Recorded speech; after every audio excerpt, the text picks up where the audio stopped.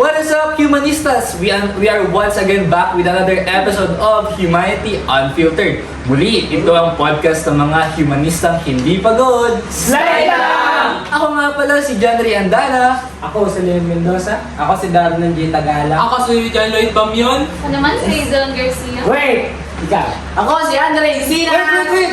Eh, baka pala kaming members ngayon. Ikaw, sino ka? Sup mga humanista, ako si Evander M. Nacario. Ikaw.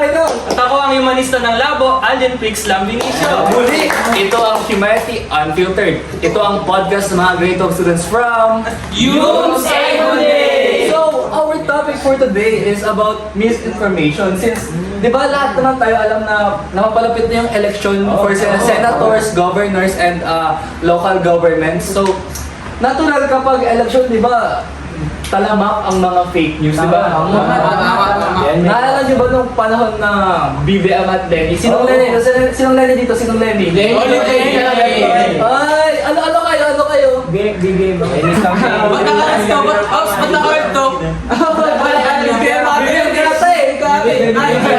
Pero wala masama kung hindi mo Lenny tayo.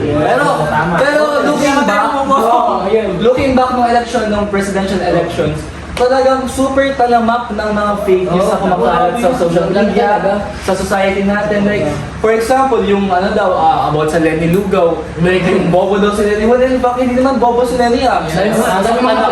Ako rin. As a Bicolano, parang di ba doktor naman si Lenny, parang attorney naman siya. Tapos, sabi pa daw, si Marcos daw is graduate daw ng Oxford. Ay, niwala kayo dun? Hindi. Pero, kidding aside, as a UM student, tingin nyo, paano natin mapipigilan ang paglaganap ng misinformation? Ako personally, as a UM student, siguro mapipigilan ko ang pagkalat ng misinformation or fake news sa pamamagitan ng siguro pag-promote ng paggamit ng social media ng tama, tapos siguro pagiging responsible responsible citizen of the country, tapos siguro pwede rin tayong volunteer bilang fact checkers sa social media. Di ba uso yun ngayon? Kung makikita nyo sa Twitter, parang di ba sa Twitter halimbawa merong post. Doon sa post na yun, meron just in case na fake news yung post na yun, meron doon sa header ng post na parang notes of fact checkers. This parang may collection doon ng information. So siguro bilang UM student, sinang ma-contribute ko sa society natin bilang UM student? Ikaw naman, Alvin, sa tingin mo, paano mo mapipigilan ang misinformation bilang UM student? Para sa akin, ang pinakasimpleng practice nun is yung paggabay sa mga nakatatandang kilala ko. Kasi yung mga older generation, sila yung mas madaling ma-prone na mabiktima ng misinformation. Sa bagay, hindi na napansin ko, like parang yung mga matatanda, parang super gullible nila sa when it comes to fake news. Parang totoo. Alam mo yun, parang may makita lang sila sa Facebook na pinost ni Rudy Baldwin.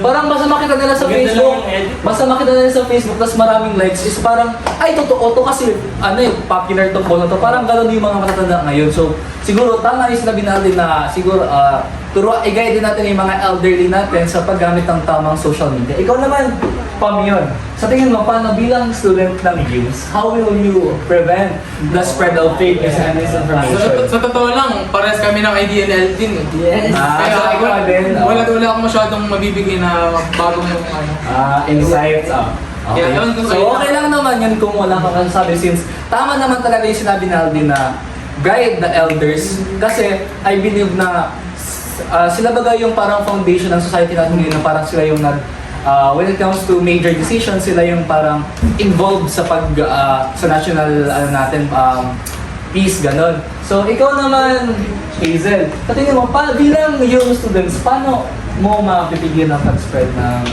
misinformation and fake news? Ako naman, hindi lang dapat sa elders, dapat sa mga bata rin. Kasi yung mga bata ngayon, sila na yung mas active sa social media. Talagang yung mga yung sa bagay nila napansin ko ay yung mga katulad natin, parang yung paggamit natin sa social media, parang masyado siyang vague. Parang hindi natin natatap in yung pinaka-potential ng social media. So siguro tama rin yung sabi ni Hazel na yung mga kabataan din, turuan din natin kung paano gumamit ng maayos na social media. Ikaw naman, Leon, kung tingin mo, paano mo mapipigilan ang paggalat ng fake news? To be honest, sa akin, okay ako sa idea ni Andy. Parang okay tayo sa gano'ng idea. Pero, Tama.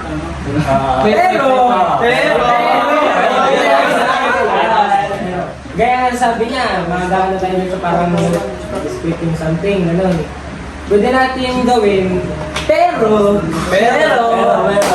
mag-base tayo sa elders natin, mag-base rin tayo based on research, gano'n, hindi tayo mag-base. So, kumbaga, i-fact check muna tayo before we believe something we see After on the natin sa mga internet. elders, pwede rin tayo mag-base na research. Tapos sa bagay may point. Ikaw naman, Andre, what's your insight about our topic for today? Siguro sa maghanap ko lang like fake news yun.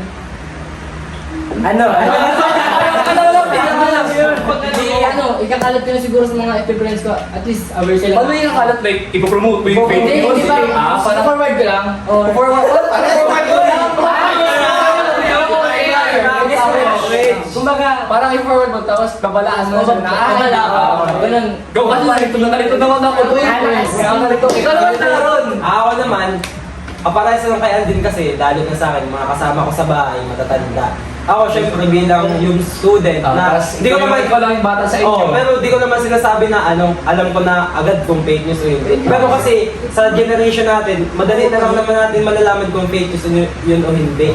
Kaya ako bilang kung naintindihan ko na fake news yun, ako sa mga kasama ko sa bahay, nasabihin ko na sa kanila kung ito yan, fake news yan. Para nang sa ganun, kapag may nakita sila, kung nakita nila yun ulit, alam na nila na fake news yun. Yes. So ako na sila na parang, babala.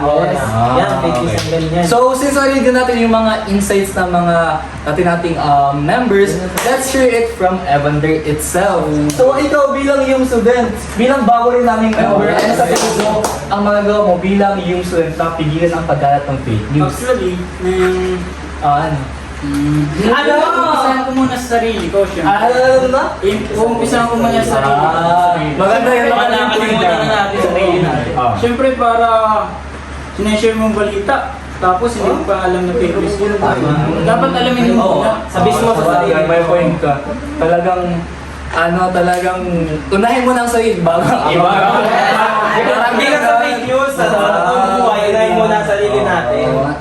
May point naman. Pero to sum it all up, fake news and social media is a very, very powerful tools na pwedeng gamitin sa mabuti at pwede rin gamitin sa masama. So, talagang bilang yung students, siguro, ang balik na lang natin sa lipunan natin, sa gobyerno natin, siguro maging responsable na lang sa paggamit ng social media, para sa pagpapakalat ng mga posts, yung mga ganun, pag-share posts natin, siguro, before we share na yung mga posts na mayroong mga information, especially about sa mga issues sa lipunan, like politics, military, gano'n yung mga away sa mga ibang bansa. Siguro, before we share, let's think for ourselves muna na Hindi lang.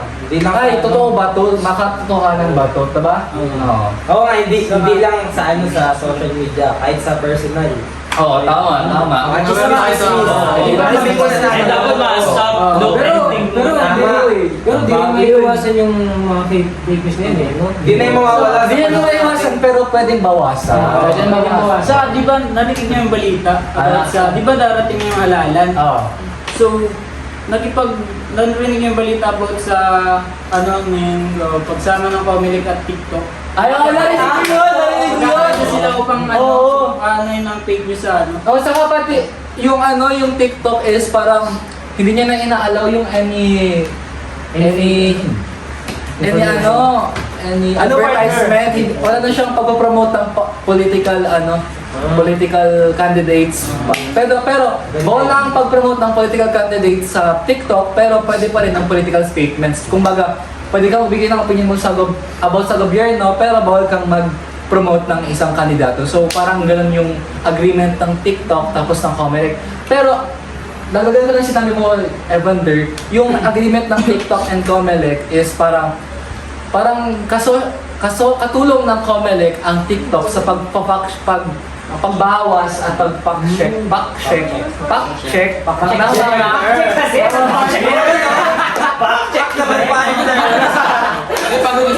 ng mga ng mga information about sa mga political candidates natin. So, yun lang. So, once again, I am John Ray Andana.